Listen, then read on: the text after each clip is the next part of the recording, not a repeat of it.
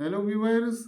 In today's session, we are going to discuss another important problem from definite integrals. And in this session, we are going to establish this important integral inequality using properties of definite integrals. So here we have to establish that the value of this integral, that is integral from pi by 4 to pi by 3 sine x dx, it lies between these two numbers, that is pi over 12 times square root of 2 and pi root 3 divided by 24, right? So let us see how easily we can establish this integral inequality using an important property of definite integrals. So let us first state the property. Suppose we have a function, say y is equal to f of x, which is a continuous function in the interval that is a comma b. And let us suppose that this function y is equal to f of x has a minimum value as small m. So small m denotes the minimum value of the function f of x in this closed interval, that is a comma b, and the capital M denotes the maximum value of this function in this interval, right? So here we have the property that is m times b minus a is less than or equal to the integral from a to b, and here we have f of x dx, and this integral is less than or equal to capital M times b minus a. So this is an important property of definite integral, which states that if we have a continuous function y is equal to f of x defined in some interval a comma b, and small m denotes the minimum value of f of x and capital M denotes the maximum value of f of x, then the value of this integral is greater than or equal to this product, that is m times b minus a, and this integral is less than or equal to this product, that is capital M times b minus a. So here we are going to utilize this property to establish this integral inequality. So let us first take the integral that is pi by 4 to pi by 3 sine x dx as I, right? So here we have this integral, and if we compare this integral with this one, that is from a to b f of x dx, then we can easily see that the limits, that is the lower limit a is pi by 4, the upper limit b is equal to pi by 3, and the function f of x is the sine function, which is a continuous function in the interval that is pi by 4 to pi by 3, right? And moreover, here we can easily see that this function sine of x is an increasing function in this interval, because if we find the derivative, that is f prime of x, then here we have the derivative of sine x is cosine x, and this derivative f prime of x is greater than 0 for all values of x belonging to this interval, that is pi by 4 to pi by 3. So now let us find out the value of small m. So small m is the minimum value of f of x, and f of x is sine x. So here at this point, that is pi by 4, we have the minimum value of this function sine of x, right?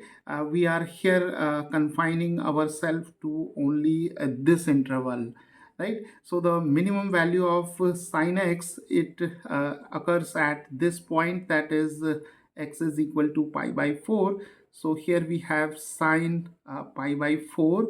So this is 1 over square root of 2, and the value of capital M is the maximum value of f of x.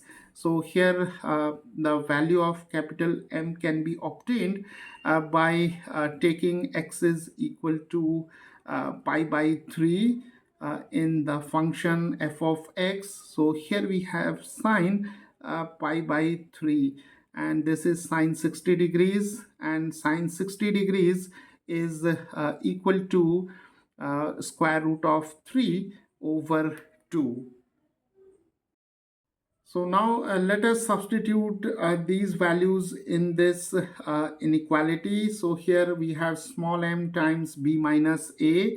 So small m is 1 over square root of 2, and b minus a is given by pi by 3 minus pi by 4, and then we have less than or equal to.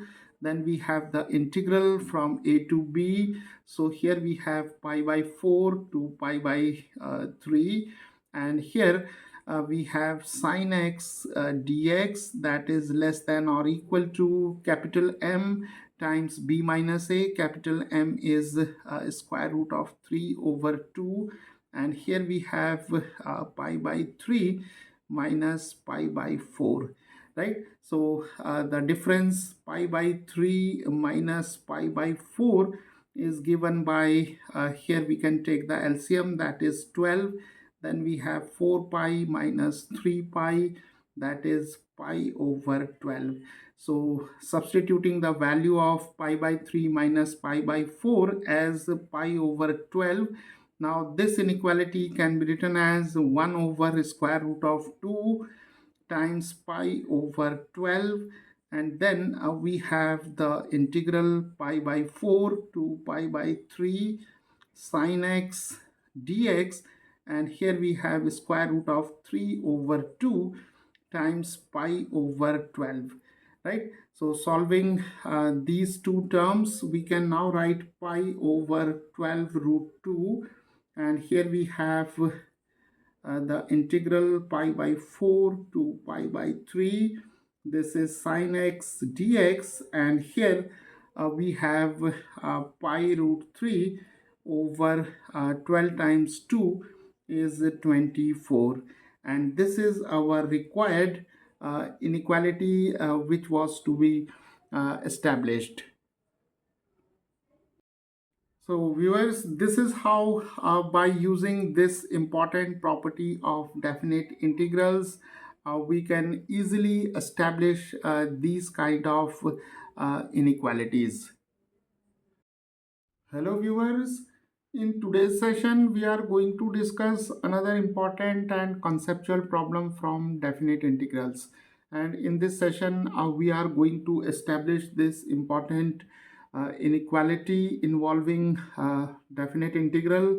That is, we have to show this inequality using the properties of definite integrals. So here we have to prove that pi over 12 is less than or equal to the definite integral pi by 6 to pi by 3 cosine x dx, and that is less than or equal to pi root 3 over 12. So viewers, this inequality can easily be established using an important property of definite integrals. So let us first see the statement of the property. That is, if we have a continuous function, say y is equal to f of x in the interval that is a comma b, and if x, it lies between a and b, and if small m denotes the minimum value of f of x in the interval that is a comma b, and capital M denotes the maximum value of the function f of x in this interval a comma b, then we can write this inequality, that is m times b minus a is less than or equal to the integral, that is a to b. Here we have f of x dx, and this is further less than or equal to capital M times b minus a, right? So here this is an important property of definite integrals, where this integral, that is integral from a to b f of x dx, the value of this integral lies between these two numbers, right? So here this small m denotes the minimum value of f of x in this interval, and capital M denotes the maximum value of f of x in this interval. And here m times b minus a is less than or equal to this integral, and which is further less than and equal to m times b minus a. So now let us utilize this property to arrive at this inequality. So let us compare this integral with this one, that is integral pi by 6 to pi by 3. Here we have cos of x dx, and here we have the integral a to b f of x dx, right? So if we compare both the sides, we can easily get a is equal to pi by 6 and b is equal to pi by 3, and our function f of x is cosine x, right? Okay, now let us first see the nature of this function cosine x. Now if we find out the derivative of the function, that is f prime of x, then we can have here a negative of sine x. So the derivative of cosine x is negative sine x, and we can easily see that this quantity, that is negative sine x, is always less than 0 for all values of x belonging to this interval, that is from pi by 6 to pi by 3, right? So we can conclude that the derivative, that is f prime of x, is less than 0, and this is the condition for a function y is equal to f of x to be strictly a decreasing function, right? So the function cosine x is strictly a decreasing function in the interval that is 0 to pi by 2, right? So in the first quadrant, the cosine function is strictly decreasing function. So here we are given this interval, that is pi by 6 to pi by 3, and this interval is a subset of the interval that is from 0 to pi by 2. So now let us quickly see the graph of cosine x. So here we have y-axis, here we have x-axis. So the graph of cosine x in the first quadrant, it goes like this, and here we have plus 1, and here we have minus 1, and here we have pi by 2, and here we have pi, right? So the graph of cosine x from 0 to pi by 2 is given by this curve, that is from here to here, and here the interval is given as pi by 6 to pi by 3. So pi by 6 lies somewhere here, and pi by 3, it lies somewhere here, right? So here we have pi by 3. Pi by 3 is 60 degrees, and pi by 6 is 30 degrees, right? So here the value of cos pi by 6 is given by this number, and the value of uh, cosine pi by 3 is given by this number.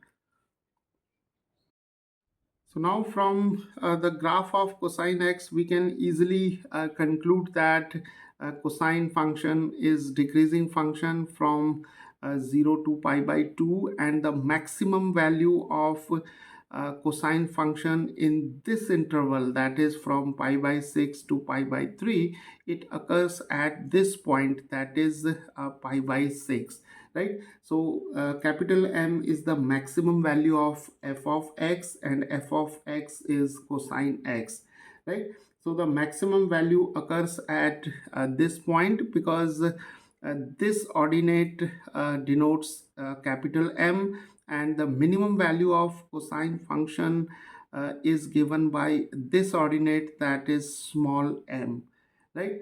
So here the capital M is given by cos pi by 6, and small m is given by cos pi by 3, right? So this is cos 30 degrees, and cos 30 degrees is square root of 3 over 2, and cos pi by 3 is cos 60 degrees, which is equal to half, right? So capital M is root 3 over 2, and small m is equal to half. So now let us find out the value of this quantity, that is b minus a, that is the difference between b and a. B is the upper limit and a is the lower limit. So b is given by pi by 3, and a is pi by 6. So the LCM of 3 and 6 is 6, and here we have 2 pi, here we have pi. So this is pi over 6, right? So now we have the value of capital M, small m, and b minus a. So let us substitute these values in this inequality. So here we have half, then b minus a is pi over 6. Then we have the integral a to b. A is pi by 6, b is pi by 3, and here we have cos x dx, and here capital M is root 3 over 2, and b minus a is pi by 6, right? So this is pi over 12, and here we have pi by 6 to pi by 3 cosine x dx, and here we have pi root 3 over 2 times 6 is 12, and this is our required inequality. So viewers, this is how by using this important inequality of definite integrals, we can easily establish these kind of inequalities.